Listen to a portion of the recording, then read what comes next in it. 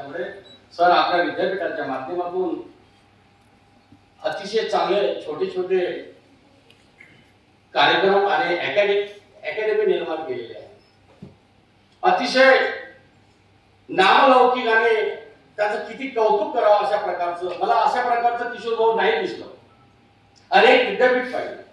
मी जेव्हा शिक्षण पूर्ण झाल्यानंतर 10 विद्यापीठ होते, आता वाढले असेल, काही ॲटोनॉमी झाले, काय झाले, परंतु ज्या विद्यापीठामध्ये त्या विद्यापीठानं आधी जनजाती विद्यार्थ्यांशी लक्ष केंद्रित केलं, विद्यार्थी केंद्र बिंदू समजून म्हणून विद्यापीठ जे काम करते ते फक्त आणि फक्त विद्यापीठ कोणतं असेल तर आमच्या जळगाव विद्यापीठाचं विद्यापीठ आहे.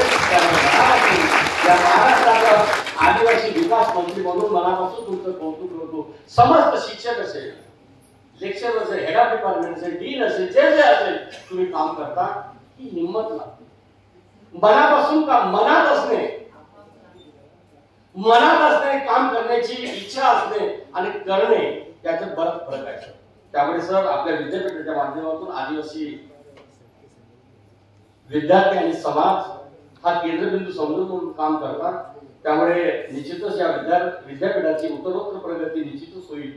मी मनामध्ये माझ्या आलं तेव्हा आपण आदिवासी विकास मंत्री असल्यानंतर आदिवासी विद्यार्थी जनजाती विद्यार्थ्यांच्या प्रती जे विद्यापीठ अतिशय मनापासून काम करत असल्यामुळे, विद्यार्थी केंद्रबिंदू करून काम करत असल्यामुळे ज्या ज्या समस्या आहेत त्या समस्या पूर्ण करण्याच्या अनुषंगाने आपणही पुढाकार घेतला गेले पाहिजे.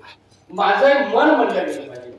येतपर्यंत मन नव्हतं सर. जेव्हा तुम्ही मला सांगत होते, ज्या ज्या मॅनेजमेंट काउन्सिलच्या सदस्यांनी सांगितलं, माननीय कुलगुरू महोदयांनी सांगितलं, तेव्हा माझं मन भरून गेलं. माझ्या मनात बसलं नाही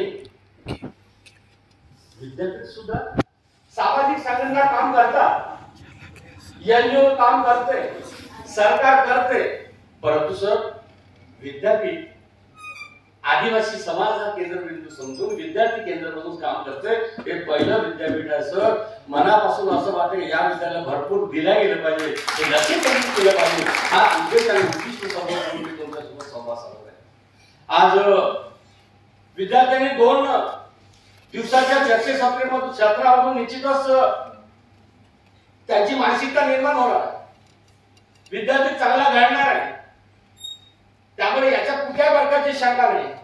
विद्यार्थ्याच्या सातत्याने नियमितपणे डोक्यामध्ये विषय घुसला आहे की बा आदिवासी समाजाची कालची परिस्थिती काय, आजची परिस्थिती काय, उद्या काय होणार आहे, याबद्दल सातत्यानं बरेच नाव घेतली. ते नाव सर्व ओळखीची आहे.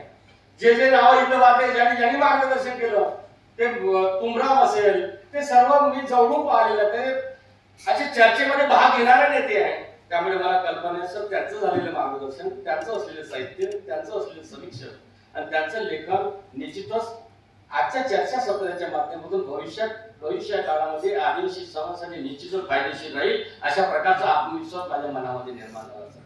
निश्चित मनामध्ये निर्माण झाला. गरज आहे त्याची. कारण सर कोणाला वाटणार नाही. मी जेव्हा माझा जन्म झाला ते माझ्या माईने माझं पोट धरून मला जे शिकवलं ते जेव्हा आठवते.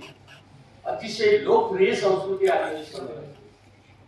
आज एवढा काळ गेला असेल, वेळ गेला असेल, आदिवासी समाजाची संस्कृती कधी संपुष्टात आली नाही सर. आजही लोकप्रिय संस्कृती आहे. याचं कारण आहे प्रत्येकाला माहित आहे. आदिवासी समाजाची संस्कृती जिवंत ठेवण्यासाठी काय काय करावं लागते हे प्रत्येकाला माहित आहे. जन्म झाल्यानंतर 5व्या वर्गात मुलगी किंवा मुलगा गेला त्यालाही समजते माझी संस्कृती काय आहे. ते कुठे जाईल, डॉक्टर होईल, काय इंजिनियर होईल, अमेरिकेत जाईल, देशात जाईल, विदेशात जाईल, परंतु कधीही माझा आदिवासी समाजाचा मुलगा आणि मुलगी आणि समाज आदिवासी समाजाची संस्कृती कधी संपुष्टात येऊ देत नाही. अशा प्रकारचा प्रचंड आत्मविश्वास मला आहे.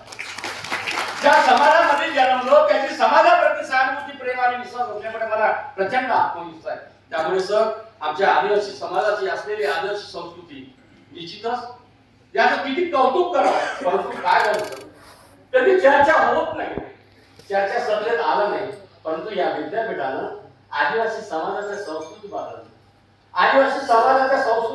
चर्चासत्र, कालची परिस्थिती, आजची काय, उद्याची काय, कसं जिवंत ठेवलं गेलं पाहिजे सर, याला मोठी हिंमत लागते. आणि आदिवासी समाजाचं काम करणं भाग वेगळा, भाषण करणं भाग वेगळा, परंतु त्याबद्दल आपण